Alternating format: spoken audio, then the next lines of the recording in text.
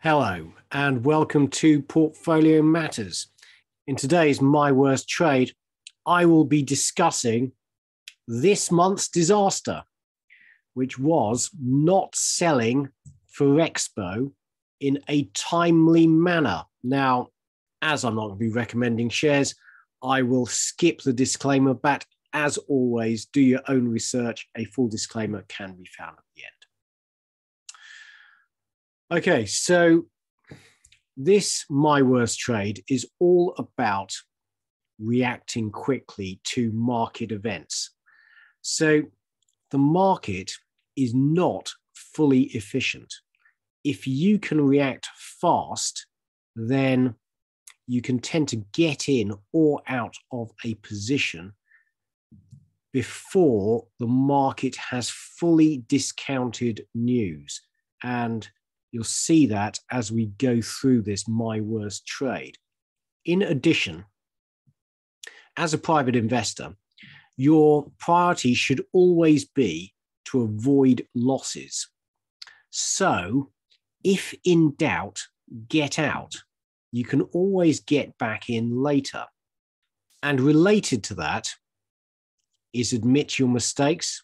So if a position is going wrong, the sooner you admit that and sell it, the lower your losses are likely to be. And good investors take their losses early. And also, I would say that one of the reasons I enjoy doing this podcast is because it makes me think about my positions. And one of the problems I notice that I have is that there's a difference between intellectually knowing you have to do something and actually doing it. And closing that gap between thinking you've got to do something and actually doing it is a key skill for an investor. Okay, so what's the background to this My Worst Trade? Well, in February this year, so last month, there were tensions over Ukraine. Vladimir Putin was amassing troops on the borders of Ukraine while all the time denying that he was going to invade, although the US were publishing intelligence saying that he did intend to invade. The Kremlin was calling these reports hysteria and madness. So, this is the share price of the Ukrainian iron ore producer Ferrexpo, whose share price had fallen from a high of £5 to around £2.60 in January, February of 2022. And at that point, I decided to buy. I bought because the iron ore price was rising as Chinese demand picked up, but primarily, I didn't think that Putin would invade. I thought militarily it would be very difficult. He would find it very difficult to capture cities. He could capture as much open countryside as he liked, but I thought the lessons of history are that capturing cities in the modern age, where all it takes is somebody with an anti-tank weapon to blow up all your tanks, is very difficult. And it would lead to massive Western sanctions. And also, it would be the most well-announced invasion in history. And in the weeks it had taken for Russia to get its army in position, the Ukrainians were busy preparing. So there were good and rational reasons to expect him not to invade. So I bought Ferrexpo with a position size of about 1%. But I was wrong. Putin's a liar and he invaded. And the results, as you know, are this catastrophic war in Europe. So what happened to Ferrexpo? So this is the share price of Ferrexpo over the course of the 23rd of February and the opening minutes of Thursday, the 24th, i.e. the morning after Russia had invaded Ukraine. Now, I looked at my portfolio in the first hour and the shares were down just 8%. And my thoughts were, only 8%? Well, the market seems incredibly relaxed. And Ferrexpo's operations are in Western Ukraine, and the market seems to think that they won't be affected. So I don't think I need to be very worried. And that was the extent of my analysis. And I then went off to play table tennis for most of the rest of the day. Now, when I came back, the mood had changed. So they closed the day down 42.5%. Big change from 8%. And that was a substantial loss. I finally sold at a price of 116p, down 55.5%, which is much worse than the down 8% I could have sold the position at had I reacted fast enough.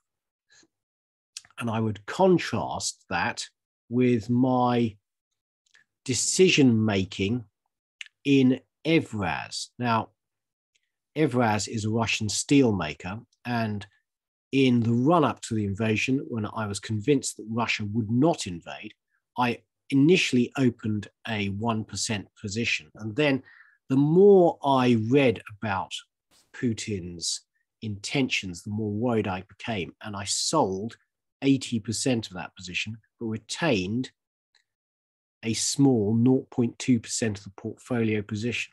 Now, when Russia invaded, I immediately sold on the open, down 30%. And I sold those partly on moral reasons. That I didn't know where this was going to go, but I just didn't want to hold Russian companies. And the shares subsequently fell a lot further. So selling immediately on the open saved me a lot of money. The shares fell from 176 when I sold it to 99p when I put this chart together. So in summary, looking back at what I got wrong on this trade, my thinking was all the wrong way around. My intellectual position was the war is going to be really bad for Ukrainian assets. But then when I saw the market was being complacent, I thought, well, I'm wrong. My thought process was the market is complacent. Perhaps I should be complacent.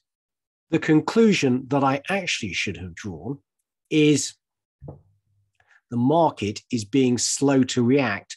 This is a very good selling opportunity because I should have been concentrating on the fact that above all, you want to avoid losses. And this could absolutely have got a lot worse and all the risks were to the downside.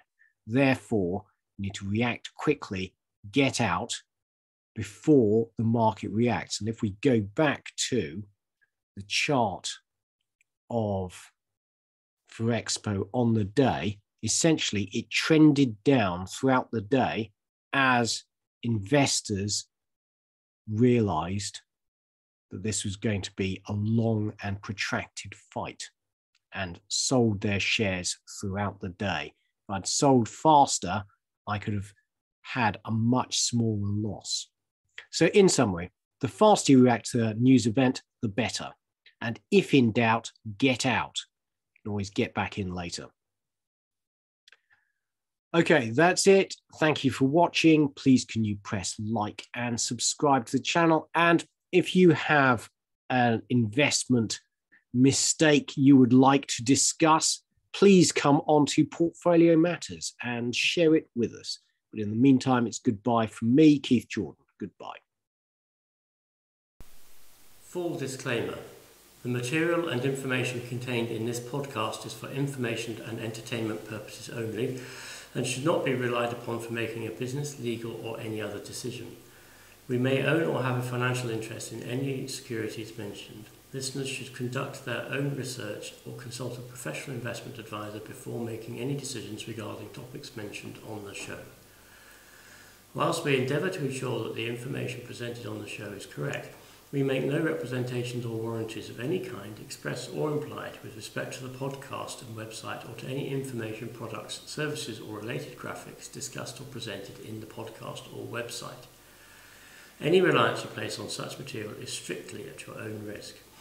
You are solely responsible for the investment decisions you make. We will not be responsible for any errors or omissions in the podcast or website, including in articles or postings, for hyperlinks embedded in messages, or for any results obtained from the use of such information. Nor will we be liable for any loss or damage, including consequential damages, if any, caused by a reader's reliance on any information provided by the podcast or website. Please do not listen to the podcast if you do not accept self-responsibility for your actions.